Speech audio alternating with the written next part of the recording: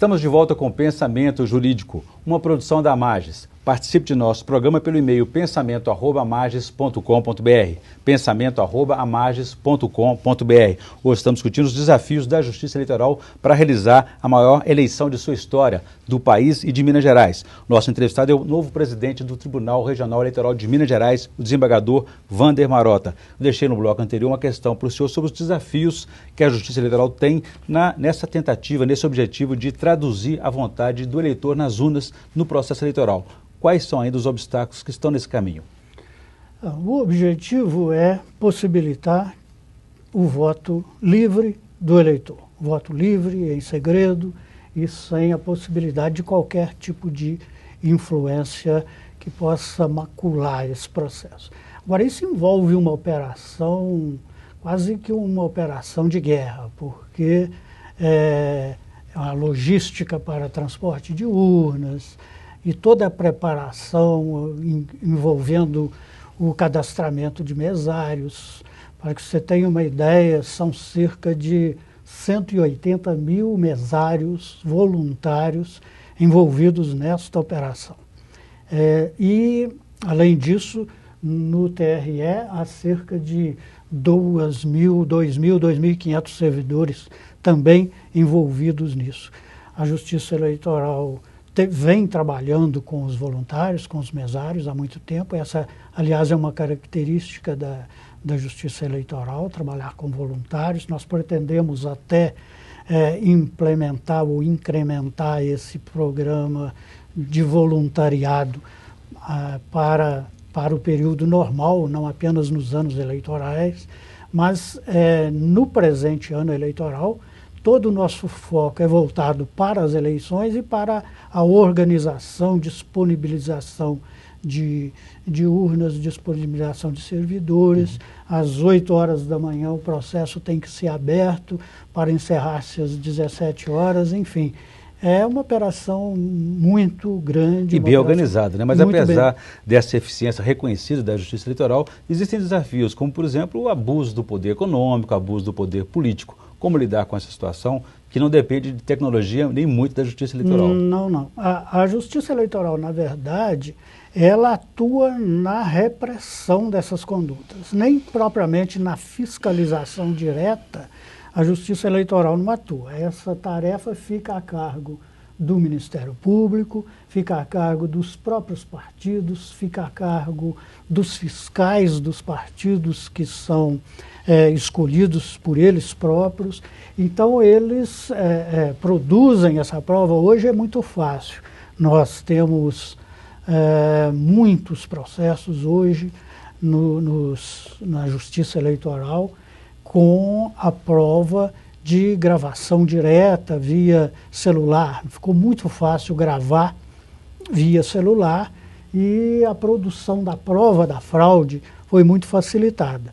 E isso, inclusive, resulta num aumento astronômico dos pleitos na Justiça Eleitoral, pedindo cassação de mandatos, pedindo declaração de inelegibilidades, em virtude da prática dessas condutas vedadas, na prática de compra de votos, que, dependendo da prova, nós temos reconhecido de vários e vários prefeitos em Minas Gerais, nas eleições. Eu estou me referindo propriamente às eleições de 2012. Municipais passadas, né? E ainda há casos a serem julgados. Mas são muitos os casos.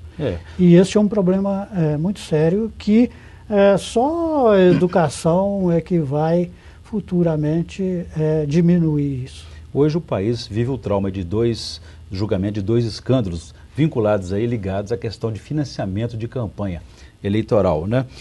Nós tivemos a reforma política, que é constantemente adiada. Como lidar com a questão do dinheiro ilícito na campanha, o Caixa 2, que é um desafio muito grande também? Agora há um julgamento pendente no Supremo Tribunal Federal, que é o do financiamento de campanha por pessoas jurídicas. Esse é um assunto muito polêmico. Há aqueles que defendem a possibilidade de a pessoa jurídica participar dos financiamentos, há aqueles que são contra, e essa decisão é uma decisão política que o Supremo agora vai tomar. E talvez até mesmo, dependendo da decisão que for tomada, o Congresso pode vir até mesmo a fazer uma lei em contrário.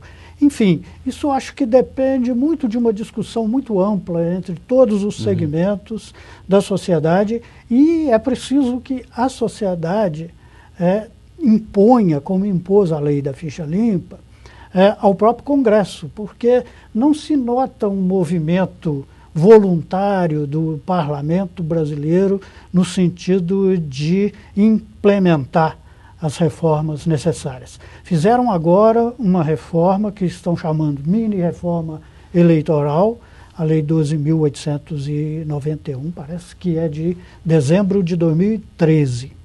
Essa lei, o TSE ainda vai decidir se ela pode ser aplicada agora para essas eleições ou não. Mas essa lei, praticamente, ela não mexeu com nada de muito importante. Ela só mexe no aspecto constitucional de não alterar um ano antes, né? Isso, exatamente. E todas as modificações dessa chamada mini-reforma são modificações quase que irrelevantes. São muito pequenas e não chegam a tocar nos pontos principais de uma reforma. Por exemplo, se adota ou não adota um voto distrital, qual o tipo de financiamento de campanha, se o voto deve ser continuar sendo obrigatório, se vai ser facultativo. Essas são as grandes questões de uma reforma eleitoral verdadeira e que não foram nem mesmo tocadas nessa lei. Da experiência do senhor de 27 anos aí de magistrado, juiz de direito, na própria justiça eleitoral, o senhor acha que o financiamento público seria a solução para esses casos? Eu acho que sim. Eu acho que nós já temos o financiamento público através do horário gratuito, já temos através do fundo partidário. A questão esse financiamento deve permanecer e tornar-se a única forma ou não? Continua a permitir-se o financiamento por empresas. A crítica que se faz ao financiamento privado é que quem financia posteriormente vem a cobrar pelo que financiou. Como um investimento, na verdade. Na verdade, seria um investimento. Não se pode desmentir isso, porque as empresas atuam no sentido inclusive, de obter lucros para os seus próprios acionistas, e é muito difícil acreditar-se que há um purismo nessa doação. Por outro lado, também a empresa, como nós vivemos num sistema capitalista, e a empresa tem interesse em participar do processo eleitoral. Eu, pessoalmente, reconhecendo a complexidade dessa questão, acho que isso tem que ser discutido muito abertamente no parlamento. Acho que isso não deve ficar reservado para a Justiça Eleitoral decidir. Eu, pessoalmente, acho que a sociedade, porque no parlamento pressupõe uma discussão com a sociedade. E a sociedade é que deve definir se permite ou não o financiamento privado. Eu, pessoalmente, sou contra. Acho que o financiamento deveria ser exclusivamente público, porque isso vai diminuir o custo das campanhas, que atualmente não permite que ninguém com poucos recursos se eleja. Nós tivemos, antigamente, eu conheço cidades, todos nós conhecemos cidades, em que havia 2, 3, 4 deputados, cidades do porte médio de Minas Gerais, em que havia 2, 3, 6 deputados naquela cidade, e hoje praticamente esses deputados não existem mais.